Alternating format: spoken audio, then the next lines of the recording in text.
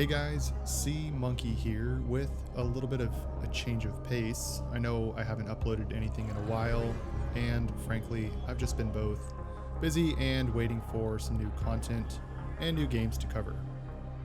And on top of that, making YouTube videos is only a hobby I do when I can find the time, but that might change one day, who knows.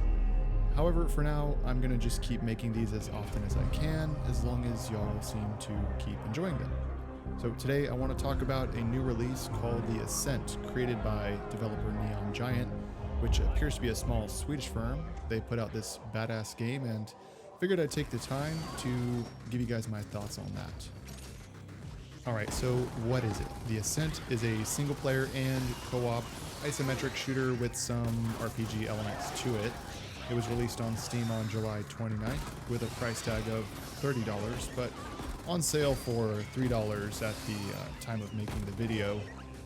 The game recommends an i9 or Ryzen 7 processor and an RTX 2070, which is honestly pretty steep in today's environment just for recommended settings.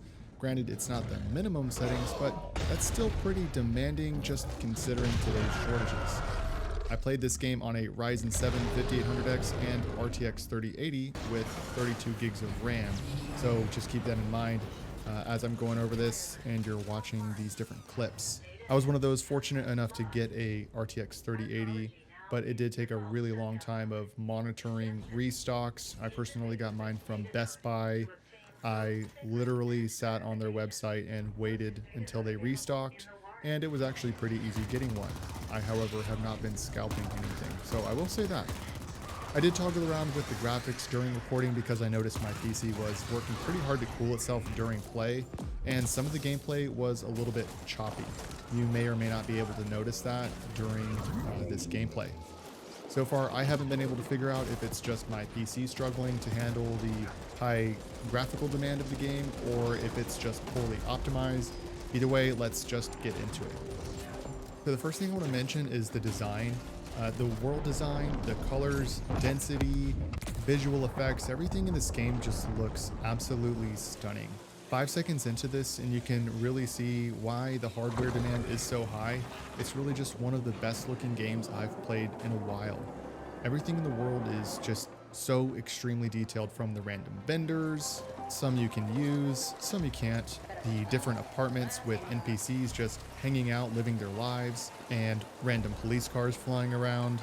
The world just really feels lived in, which is a really nice change from the last Cyberpunk game I played. There's even a surprising amount of cutscenes with a nice widescreen, and I personally love widescreen cutscenes. And the voice actors all did a really good job with their parts as well. I think some people disagree with me. They think the characters are forgettable, some of the things that I've read, but I actually like the characters in this game. Now, I don't like them in the sense that I think they're likable characters, but I like them in the sense that I feel the developers made them memorable enough, and I feel that the developers made them interesting enough, and they keep them around for long enough to actually matter. Now, the world isn't huge, but I will say it's pretty big. The maps themselves are big, and there's several layers to the map. So although one map may feel like that's it, you can go up and down levels, and it takes you into much wider areas. So it is pretty big. It's obviously not the biggest in-game world, but for what you're paying for, it is a pretty big world. And I think that as I'm going around from quest to quest, I'm always finding some new small detail or hidden room. But that just goes to say that the Ascent is very, very detailed and dense. All right, I want to talk a little bit about combat next, and combat plays out how it should. It doesn't feel as interactive as something like Diablo might, but it does feel solid. Your choice of weapons and skills can and will change the pace and outcome of a fight. Now, you won't be able to get through every fight just by slapping on whatever armor and whatever weapon you want.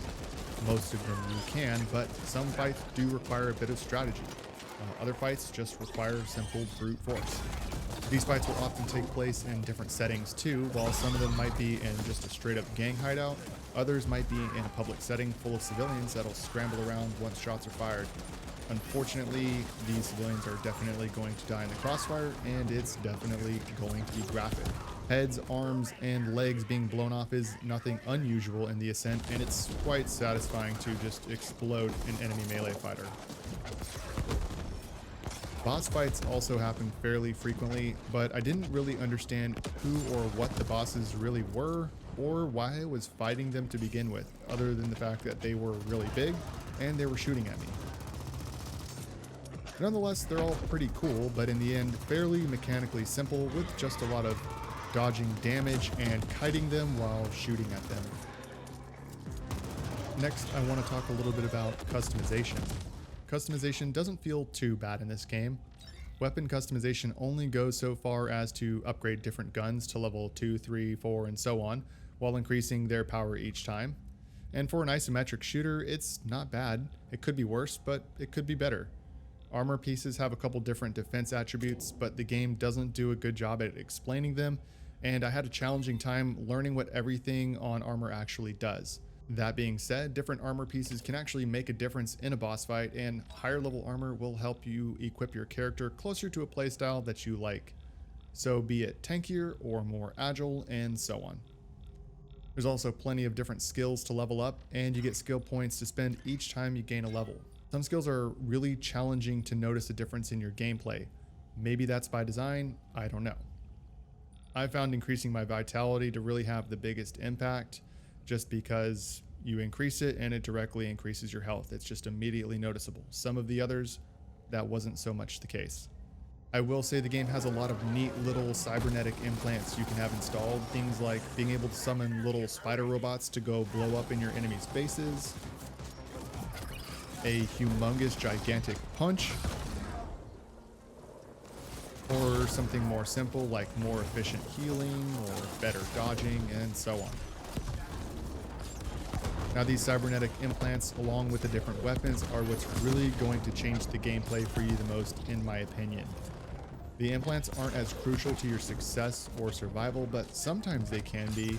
They mostly just serve to make the game fun in your own way. Now, I noticed a lot of the complaints or negative reviews that I read on Steam have to do with game-breaking bugs or poor co-op experiences. Now, I've personally not played any co-op at the time of this recording, nor do I think that I'll really get to do any co-op. But I've only noticed a couple of bugs so far. One of the bugs that I've seen more commonly has been an audio glitch where I'll change weapons in the middle of a firefight, which I feel like I'm doing a lot, to be honest, but I will change guns during a firefight and the audio for the gunshots will go away, but the game will continue progressing as normal. This usually clears itself up after the resolution of a firefight and you continue on doing whatever you were doing, or if you die, it usually resolves itself. Again, this is something that I've only encountered maybe 2 to 3 times in about 15 hours of gameplay. I've also noticed some side quest bugs, specifically 2 side quest bugs. One of them I went to go meet somebody and they simply weren't there. The other was a continuation of a side quest. Trying not to spoil anything for you here, but it was a continuation of a side quest, and the second piece of the side quest simply wasn't where it was supposed to be. So I think there might just need to be a little bit of bug fixing. I think the devs can definitely do this. These are easy fixes. So far, none of this has been game breaking for me, and I've had a really positive experience. So I haven't found myself getting stuck in any kind of death loops like some people have mentioned on Steam. I haven't lost any of my progress, nor has there really been anything that's deterred me from wanting to come back and keep playing the game.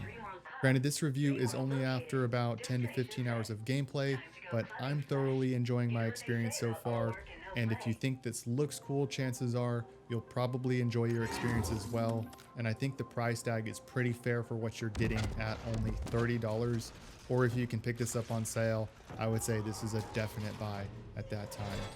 Now, if you guys all enjoyed this video, or if you like the video or you like the content, feel free to subscribe or like this video, or both, or don't, up to you.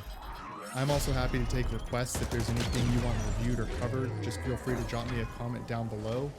If the game is cheap enough, I might just buy it outright. Or if you want to donate it to me because you want a specific review on a specific game, we can work something out like that as well. But I'm always looking for the next thing to cover and just fill my time. I want to thank everyone so much for watching. As always, I'm Sea Monkey, and I'll catch you guys next time.